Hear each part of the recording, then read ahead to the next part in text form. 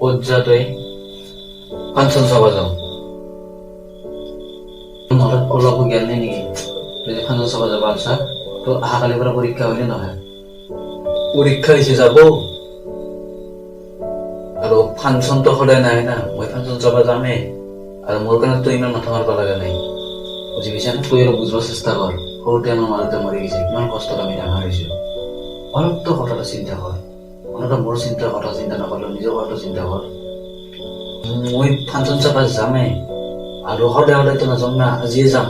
আৰু মই সৰু হৈ থকা নাই মোৰ কাৰণে বুজাব নালাগে যাতে মই তোক একো নকওঁ কিন্তু একদিনটো কষ্ট হ'ব দাদাই মোক ঠিকেই কৈছিল মইহে ভুল ভাবছিলো তুই যদি তোৰ নিজৰ জীৱনটো নিজে ধ্বংস কৰিব চা মইনো কথা দেখিলা চা